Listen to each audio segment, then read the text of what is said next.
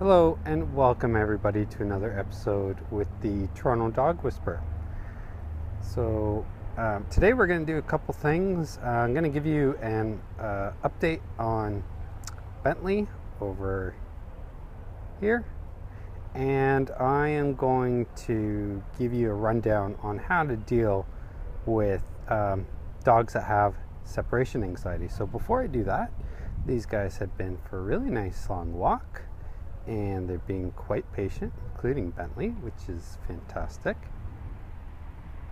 Oh, there you go. He's just lying down.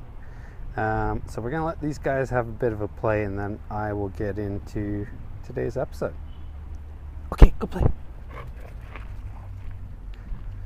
So if anybody watched the episode that I published on Bentley, I said I wasn't going to be doing off-leash training with him right away. However, as you can see, he's made a ton of progress, and I've been doing lots and lots of work with him.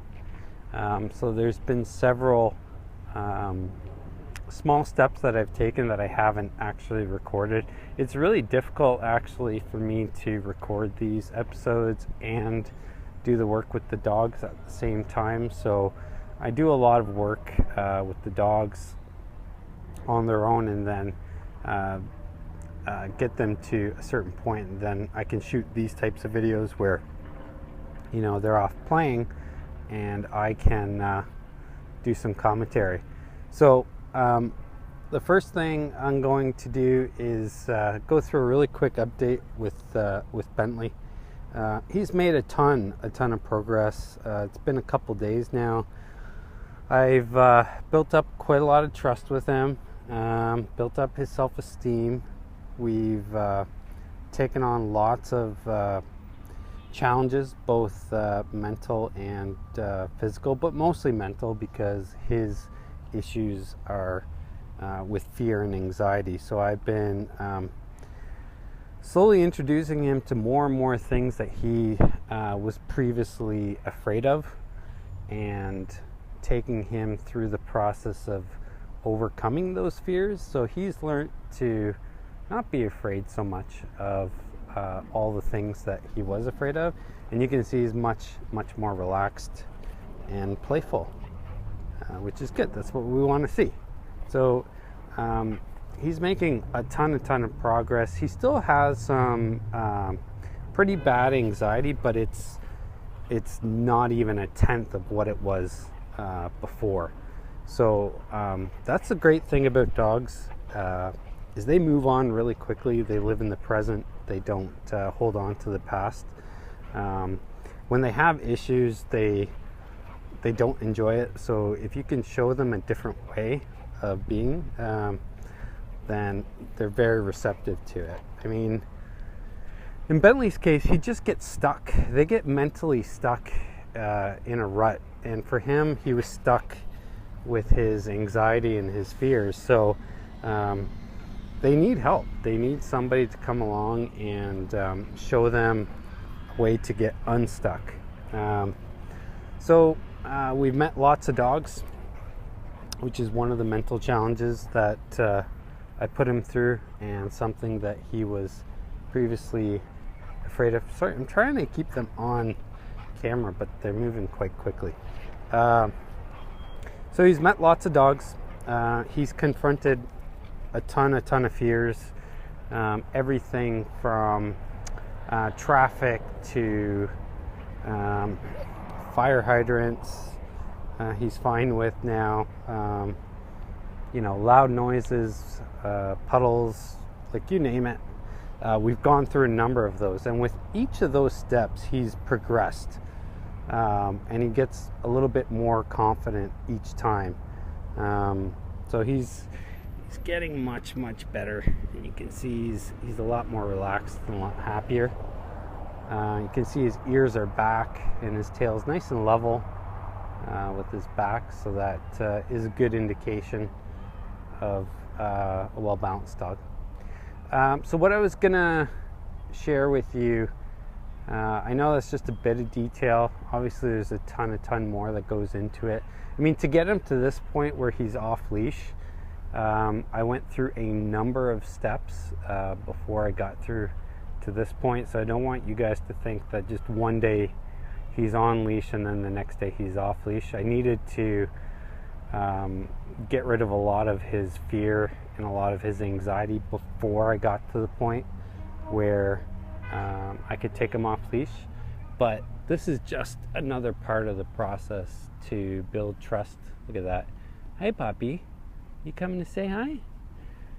Hey, there you go. So he's coming to me on his own. I didn't even call him, which is good. It's quite natural. So lots of small steps, lots of great progress. Right now what I'm going to do is I'm going to take you through a very common problem that a lot of people have, which is separation anxiety. And Bentley had pretty bad separation anxiety. He used to pretty much panic when the owner left. So I actually have some footage that I'm going to show you of me doing those exercises. But I thought I'd walk you through it and give you a little bit more detail. This is an exercise that you can do with your dog. A lot of dogs experience separation anxiety. Like everything else, you got to start off really, really slow and then layer on increasing levels of difficulty. And so I'm going to take you through it. So before we get into how to address separation anxiety, let's talk about why dogs get separation anxiety in the first place. And the culprit, for the most part, again, is people. So the biggest mistake that people make when they're leaving the house or their condo with their dog alone is that they say goodbye. I know it sounds strange, but saying goodbye to a person is very polite. So if I were to leave, I was leaving, a friend or something like that, I'd definitely say, hey guys, good seeing you, take care, bye-bye. And that's being polite. In a dog's case, when you say goodbye, it actually gets them excited. Come on. There you go. See how he's coming? That's good. And getting them excited by saying goodbye and I'm really going to miss you and have a great day and whatever else people say to their dogs gets them really excited, and it's kind of a form of affection because of the tone of voice that people are using, and then people leave, and that is a big culprit in terms of creating separation anxiety because they don't understand why you left right after you got them really excited. So the first thing to do is to stop saying goodbye. Get your dog in a really nice calm state and then just leave. They won't be offended, they'll just go to sleep. And the rule of thumb is whatever state of mind you leave them in is the way they're going to stay, basically. Now eventually they will calm down. Lots of dogs with separation anxiety, the traditional symptoms are they just bark and whine, but some dogs get into full panic mode and they'll actually rip stuff to shreds. I've seen doors ripped apart, curtains ripped apart, a whole bunch of stuff. Sometimes they get into the garbage, whatever, because they're trying to relieve that anxiety, and they usually find a destructive way to do it.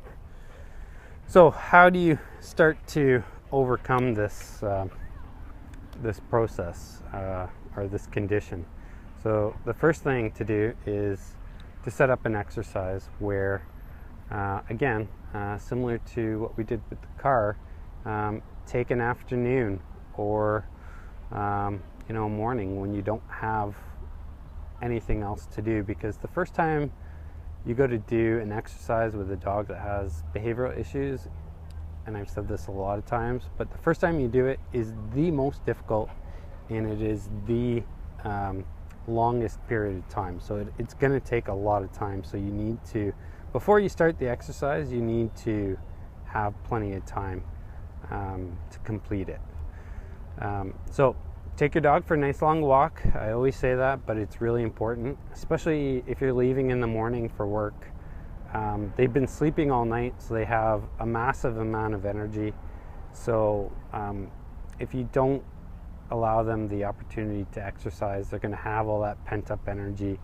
And if there's anxiety involved, then the energy will have to come out somewhere. So take them for a nice long walk before you do this exercise, but definitely before you leave the house in the morning.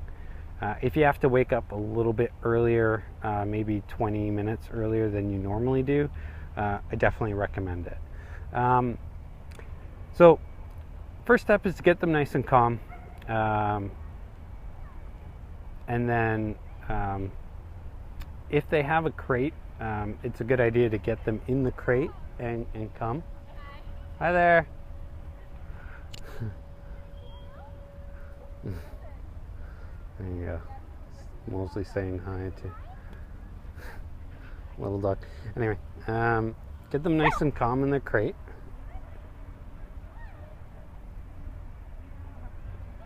Everybody's excited. That high-pitched voice. Yeah, that's an example of what not to do. It's okay. Come on. Come. There you go. So get them inside their crate or wherever they normally stay. I recommend crate training to help with this, even if you don't want to keep them in a crate long term. A crate is like any other tool. It's like a leash. Like if you don't want to use a leash forever, if you do things properly, eventually you can move your dog so that they can actually go off leash. Crate is a tool just like a leash. So dog with separation anxiety, crate is a great tool. It's like a den. It's not a cage or anything like that. They actually really like it. Get them nice and calm in the crate and then leave the room. So before you leave your house or condo, start with just leaving them alone in the room. And if they start to bark and whine, go back in, get them calm, and then do the whole thing all over again. Now, the important thing is if they stay calm, that's when you actually go back. And what they start to understand is that when you leave, you're coming back and you're rewarding the calm state of mind by coming back. And you just extend that period of time over and over again. And I'll show you an example of the way I did it. And I actually started off the same way. So I left Bentley in his crate, nice and calm, and I left the room, went into a different room, and just waited. If it's just a little bit of whining, which is mild form of anxiety, you can ignore it. You can just wait till it subsides. If it gets into a panic, then you have to go in there, calm them down, and then just keep repeating the whole process. Eventually, after you do it a few times, you can start leaving your household, waiting outside, and then listening to see if they are barking or anything like that, coming back in, calming them down, and just repeating the process. So I'm going to show you an example of that right now, and I'm going to do this to indicate this is where I should put the clip. Bling, bling, bling, Kenzie. Okay, just going outside. See if you can hear another dog with separation anxiety down the hall. Just seeing if that's pretty good actually. So part of the way that you can help your dog with separation anxiety is to actually leave and then come back.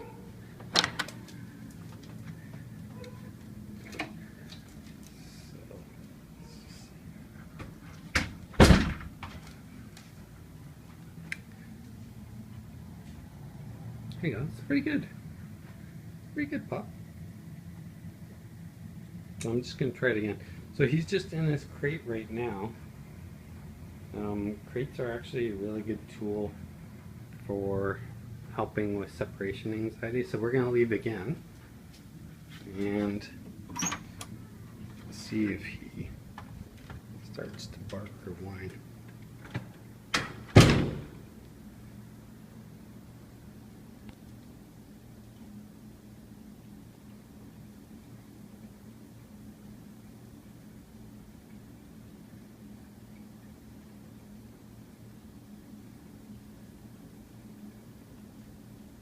Pretty good.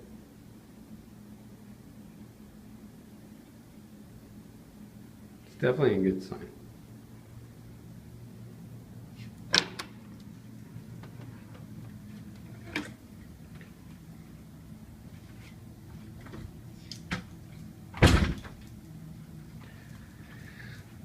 Okay. So the mouth open and panting is actually good. It's actually a sign that he's relaxed. It's really good actually. Eureka! So we're gonna let him out. There you go. And letting him out after he's been calm is like rewarding him for that calm state of mind. And now he gets a bit of a play with Kenzie. A bit of fun, like, because he was in his crate, I walked out and he didn't whine or cry or bark or anything, so he stayed relaxed. So let's see what he's gonna do if I leave again.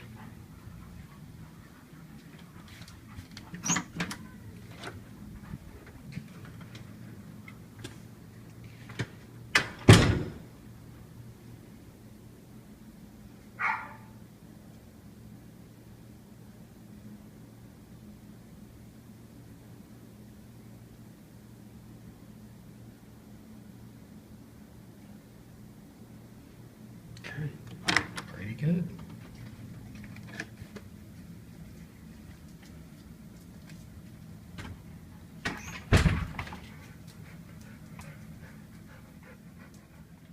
That's good.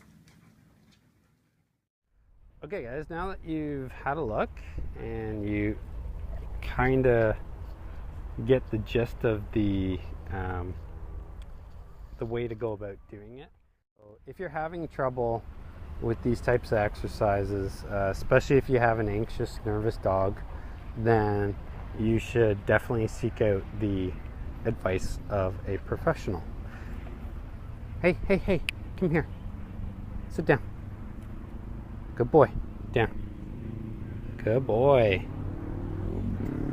There we go. Mosley, what do we say at the end of our videos? Sit down. Bentley, do you want to tell everybody? Sit. I know. You're a good boy. Hey, sit down. There you go.